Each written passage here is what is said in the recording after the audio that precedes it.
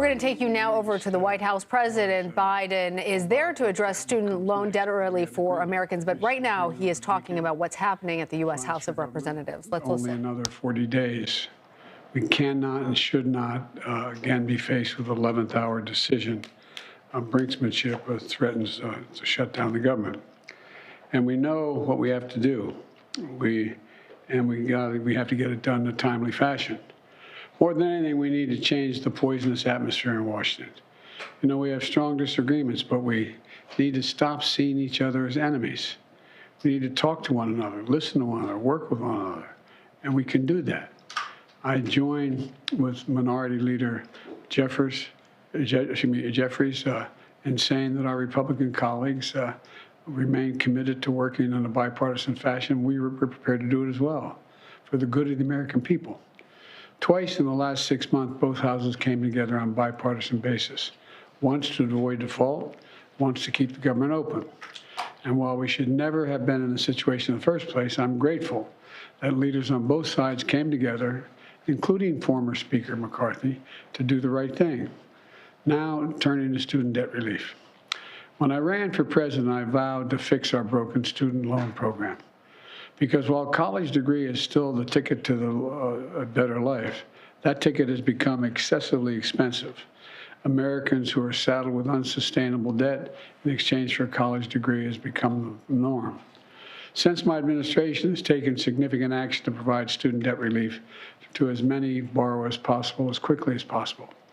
That starts with making sure the existing system works and the way it was supposed to work for student borrowers. We fixed what was called the Public Service Loan Forgiveness Program, which was designed originally to make sure school teachers, firefighters, social workers, and other public servants can get their student loans forgiven if they make 10 years of payments and do 10 years of public service. By the time I took office, that program had been in place for nearly 15 years. But because of red tape, only 7,000 borrowers had been helped. Well, today, thanks to the reforms, more than 700,000 borrowers have had their debts forgiven. Just the other day, I spoke with Tanya and Chad, a married couple in their 50s, who both work at public high school in Milwaukee. For years, they paid over $800 a month toward their student loans. It meant they couldn't put away any money for retirement. And this summer, thanks to fixes we made to the debt relief program for people in public service, Chad and Tanya's remaining balance was forgiven. Tanya said, quote, "The amount of relief this gives us is indescribable," end of quote. Now they can finally start savings for retirement. Next, we fixed what's called the income-driven repayment program. And here's how that works. If you have an undergraduate loan, after 20 years of straight paying, not missing paying the debt on a monthly basis, whatever is left of your loan is forgiven after 20 years. But because of administrative failures, some people who did pay their loans for 20 years or more did not get the debt relief they had earned. We fixed that and made sure borrowers got credit for every single payment they made. As a result of these changes, today I'm announcing my administration has approved an additional $9 billion in relief for 125,000 borrowers in just the past few weeks under that program. With the latest debt cancellation in total, my administration has canceled $127 billion in student debts for nearly 3.6 million Americans. This kind of relief is life-changing for individuals and their families, but it's good for our economy as a whole as well. By freeing millions of Americans from the crushing burden of student debt, it means they can go and get their lives in order. They can think about buying a house. They can start a business. They can be starting a family. This matters. It matters in their daily lives. This latest progress builds on other steps we've taken. We made the largest increase in Pell Grants in over a decade, helping students and families making less than $60,000 a year get to college. We made additional improvements in the income-driven repayment program. Before I took office, student borrowers would pay no more than 10% of their discretionary income on a monthly basis if they wanted to do it that way. But under my administration's plan, which is called SAVE Plan, we reduced that to 5% for undergraduate borrowers. It's now the most generous repayment program ever. Under this plan, no one with an undergraduate loan today or in the future, whether at a community college or a four-year college, will have to pay more than 5% of their discretionary income to repay these loans. That's income after you pay for necessities like housing, food, and other necessities. You can sign up for the SAVE plan at studentaid.gov/save. studentaid.gov/save. And remember, if you keep up your payments after 20 years, whatever's left in those loans is forgiven. And we're still not done. As you might remember, last year I announced a major proposal for student debt relief. We're on the verge of providing more than 40 million Americans with real relief from their student debt. The money was literally about to go out the door, but Republican elected officials and special interests stepped up and sued us. The Supreme Court sided with them, snatching from the hands of millions of Americans thousands of dollars in debt and student debt relief that was about to change their lives. As I said at the time, I believe the court's decision to strike down my student debt relief program was wrong, but I promised I wouldn't give up. Since then, my administration has been pursuing a new approach, grounded and under a different law, the Higher Education Act. This act allows the Secretary of Education to compromise, waive, or release loans under certain circumstances. Last week, the Department of Education took a critical step in this process by identifying specific challenges that borrowers face in the current system, so we can move forward with a new rule to address these changes. For example, there are many borrowers who have made payments for many years, but because of interest, they still owe more than they originally borrowed. My administration is doing everything it can to deliver student debt relief to as many as we can, as fast as we can. This is in contrast to House Republicans who helped block the previous debt relief plan, nearly shut down the government over the extreme demands, which would have hurt hardworking families. But they had no problem with the Paycheck Protection Program. Remember that? The PPP program during the last several years, which was designed to help business owners who lost money, which is legitimate, because of the pandemic. Members of Congress got over hundreds of thousands of dollars because their businesses lost money. It was a worthy program. But let's be clear.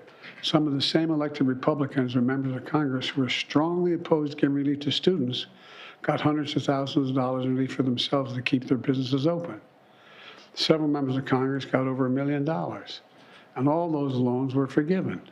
The hypocrisy of this I find stunning. I supported that program, and I support the student debt program. My administration will continue to use every tool at our disposal to help ease the burden of student debt so more Americans can be free to achieve their dreams. It's good for our economy, it's good for our country, and it's going to change their lives. Thank you very much. Mr. President, question on Speaker McCarthy, if I can. Speaker McCarthy said that the two of you haven't spoken directly in a long time. Why is that, and are you committed to engaging more regularly with the next House Speaker? We had two agreements we shook hands on, and I assumed he was working with, I knew he was working with the Democrats in the House and Senate. It wasn't for me to do anything. If he wanted to talk to me, I was available. I'm available to whomever wants to talk to me. But the idea that I was going to somehow convince McCarthy to change his view was not reasonable. Can I ask you back to question very quickly? Does the disarray on Capitol Hill after your conversation with allies yesterday worry you that you won't be able to deliver the aid that the U.S. has promised to Ukraine? It does worry me, but I know there are a majority of members of the House and Senate in both parties who have said that they support funding Ukraine. With your, I'm going to be announcing very shortly a major speech I'm going to make on this issue and why it's critically important for the United States and our allies that we keep our commitment. Mr. President, are you also concerned about the rest of your domestic and foreign policy initiatives being imperiled because of what we saw happen yesterday, the dysfunction in Congress, the chaos that we saw on the House side? Does that concern you in any way? The dysfunction always concerns me. The programs that we have argued over, we passed bipartisanly, I'm not concerned that they're going to all of a sudden come in and try to undo them, although there will be some. There will be some, I'm sure. There's half a dozen or more extreme MAGA Republicans who would like to eliminate just about everything I've done. But I don't think that's going to get there. Mr. President, have you promised? If I may, without additional funding, how long will the United States be able to support Ukraine? We can support Ukraine in the next tranche that we need, and there is another means by which we may be able to find funding for that, but I'm not going to get into that now. Mr. President, have you promised President Zelensky attacks for Ukraine?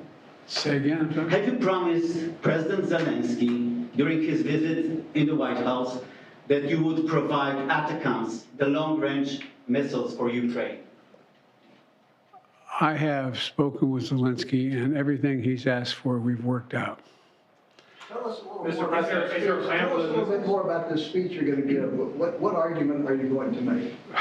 Why don't you wait and listen to it? I'm going to make the argument that it's overwhelmingly in the interest of the United States of America that Ukraine succeed.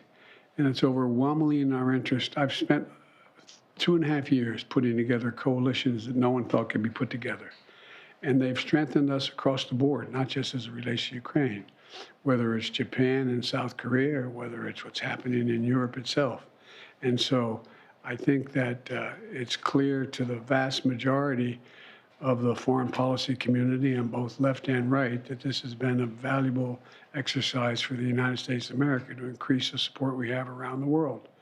And what I don't want to do is we put together over 50 nations supporting Ukraine. And we are the organizer of that. I met with, don't hold me the exact number, 16 or 17 yesterday, in a long conversation, and made the case that I knew that the majority of the American people still supported Ukraine, and the majority of the members of the Congress, both Democrat and Republican, supported. So I don't think we should let them gamesmanship get in the way of blocking it. Mr. President, what is the plan for those visits? Sir, not that they're asking you, what's your advice to the next House Speaker?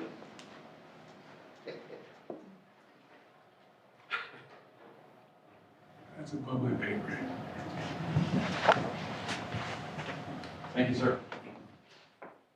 We saw there President Biden pause just at the last moment when asked about advice that he would give to the next speaker. Obviously, that problem that's playing out in Congress is dominating much of what the White House is talking about, as he's trying to also discuss student loan debt. That's right. He kind of whispered there, that's above my pay grade, to get involved to the advice for the next House Speaker. But you also heard him there answer questions as far as what the turmoil in the House might mean for aid to Ukraine. That may get choked up. He did allude there that there are other means to secure funding that he didn't want to elaborate. He did note that there's real dysfunction and it's impacting how the business of the country gets done. He says it's time to change the toxic nature in Washington. And he was really holding this press availability to discuss new efforts to relieve student debt and sharing a website that folks can go to get more information on that. Right. He had urged bipartisanship. He says that he wants to move this forward, obviously, for so many Americans out there who are struggling with student loan debt.